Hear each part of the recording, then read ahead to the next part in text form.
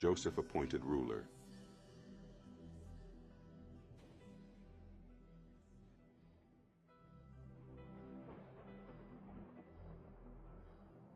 If I were to choose a man to oversee the storage of food, who could be wiser than this Joseph?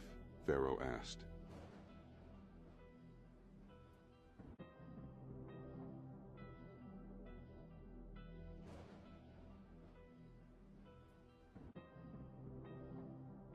Once again, there was a chorus of agreeing voices. Even if his advisors had disagreed, the king likely would have still chosen Joseph.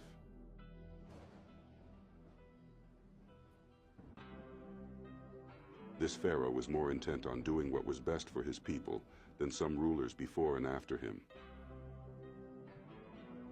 The next time Joseph was summoned to Pharaoh, he received a great surprise, especially for someone who had spent so much time in prison. "Because your God has given you great ability, from now on you will be the ruler over my house and all of Egypt," Pharaoh told Joseph.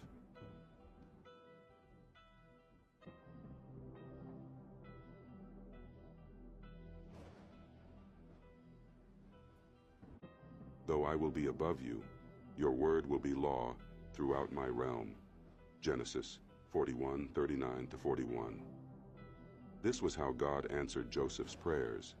Not only was he freed from prison, but he was made second in command to the powerful king of Egypt. He was given the authority to sign important national documents, a special gold neck chain to signify his high position, fine clothing, a luxurious carriage second only to Pharaoh's, beautifully furnished living quarters, and servants to attend to his needs. From the time Joseph was sold as a slave at the age of 17, he had, in 13 years, risen to become the effective ruler of Egypt, the foremost nation on earth at that time. To further show his esteem for Joseph, Pharaoh arranged for him to meet Asenath,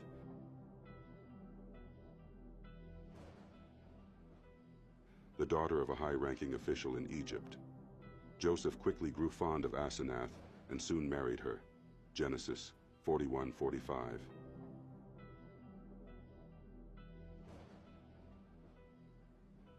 For a long time after that, as Joseph traveled around Egypt, he witnessed wonderful crops and numerous fat herds.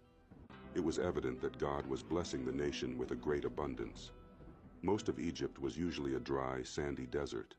Without water from the great Nile River, the land would not have produced much. But during those 7 years of plenty, there was so much rain that even areas far from the Nile yielded exceptional crops. Joseph orders granaries. Built before the surplus grain began to accumulate, Joseph ordered the construction of granaries in various regions of Egypt. As the harvest came in, he implemented a system where a fifth of the crops were stored in these granaries. Over the course of 7 years, so much grain was stored that all records of the amounts taken in were lost. Genesis 41:48. During this time, Joseph's life flourished. He became the father of 2 sons, Ephraim and Manasseh, and his happiness made him almost forget the years he had spent in prison. Genesis 41:50. As the 7 prosperous years passed, the weather changed dramatically. Rain showers almost ceased, streams dwindled, and hot winds blew more frequently. Green fields turned yellow, and it quickly became evident that the crops were going to fail. Under Joseph's direction, the Egyptians dug giant ditches to convey water to arid regions, but it wasn't enough to prevent the inevitable.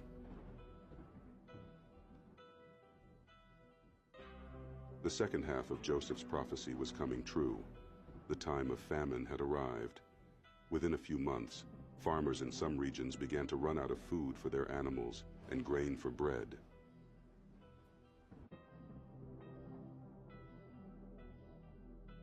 Recognizing the dire situation, Joseph ordered the storehouses to be opened.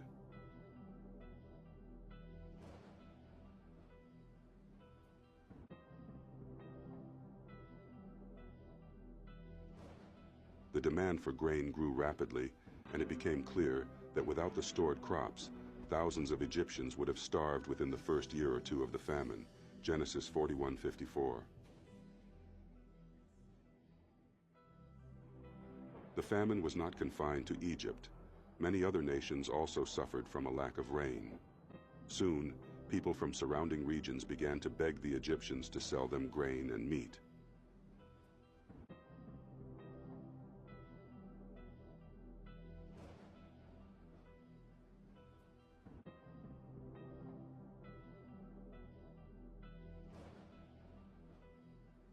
Joseph gave orders that provisions should be sold to all outsiders who were in dire need. Genesis 41:55-57. This strategic planning and management not only saved Egypt, but also provided relief to many other nations, showcasing Joseph's wisdom and leadership.